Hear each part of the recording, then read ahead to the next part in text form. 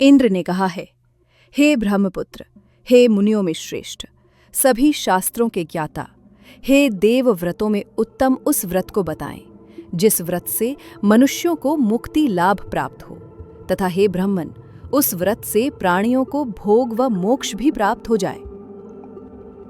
इंद्र की बातों को सुनकर नारद जी ने कहा, स्कंद पुराण के अनुसार द्वापर युग में राजा उग्रसेन मथुरा में राज करते थे। राजा उग्रसेन को उनके ही पुत्र कंस ने गद्दी से हटाकर राज्य हड़प लिया। कंस की एक बहन देवकी थी, जिसका विवाह वसुदेव नामक यदुवंशी सरदार से हुआ था। कंस अपनी बहन देवकी से बेहद प्रेम करता था। एक समय की बात है, उस दुष्ट कंस ने एक ज्योतिषी से पूछा, ब्राह्मणों में श्रेष्ठ ज्योतिर्विद, मेरी मृत्यु किस प्रकार और किसके द्वारा होगी?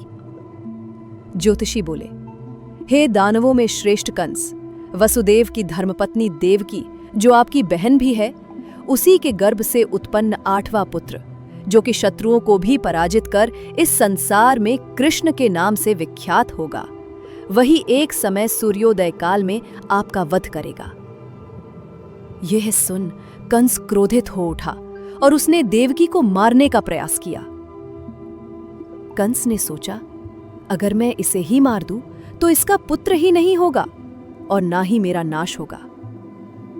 कंस को ऐसा करते देख यदुवंशी क्रोधित हो उठे और भयंकर युद्ध की स्थिति पैदा हो गई। हालांकि वसुदेव युद्ध नहीं चाहते थे। वसुदेव ने कंस से कहा, तुम्हें देवकी से डरने की कोई जरूरत नहीं है।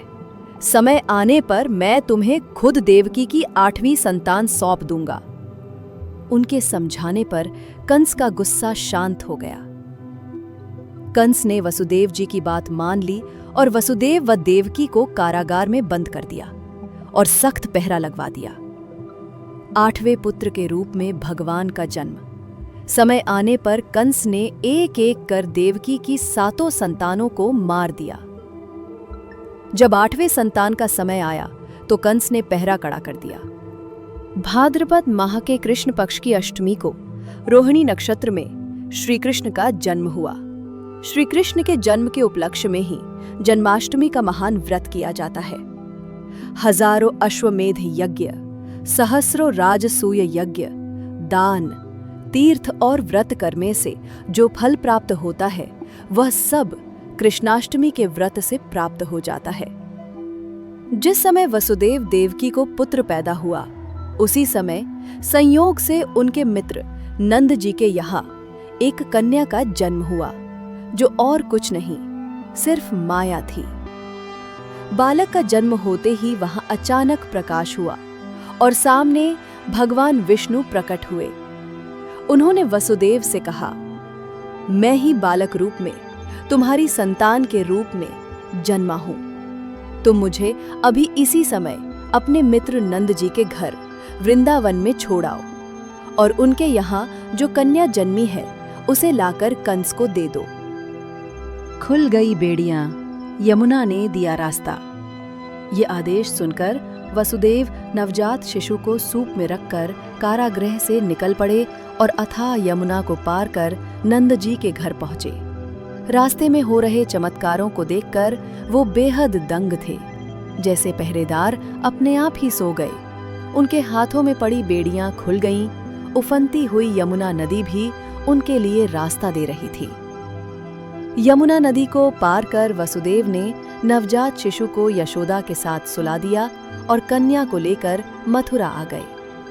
भगवान कृष्ण द्वारा कंस का अंत। जब कंस को सूचना मिली कि वसुदेव देवकी को बच्चा पैदा हुआ है, तो वो बंदी गृह में जाकर देवकी के हाथ से नवजात कन्या को छीनकर पृथ्वी पर पटक देना चाहता था, परंतु वो कन्या आकाश में उड़ गई और बोली, अरे मूर्ख, मुझे मारने से क्या होगा? तुझे मारने वाला तो वृंदावन में जा पहुंचा है। वो जल्द ही तुझे तेरे पापों का दंड देगा। ये सुनकर कंस बेहद क्रोधित हुआ। उसने कई बार बालक कृष्ण को मारने का प्रयास किया, लेकिन ऐसा कर नहीं पाया। अंत में जब भगवान कृष्ण युवावस्था में पहुंचे, तब उन्होंने कंस का वध किया। कंस के मरने पर देवताओं ने शंख घोष व पुष्प वृष्टि की। वहां उपस्थित समुदाय श्री कृष्ण की जय जयकार कर रहा था। कंस की मृत्यु पर नंद, देवकी, वसुदेव, यशोदा और इस संसार के सभी प्राणियों ने हर्ष पर्व मनाया। जो भी ये कथा श्रद्धा सहित पढ़ता और सुनता है, उसके सभी पापों का क्षय होता है।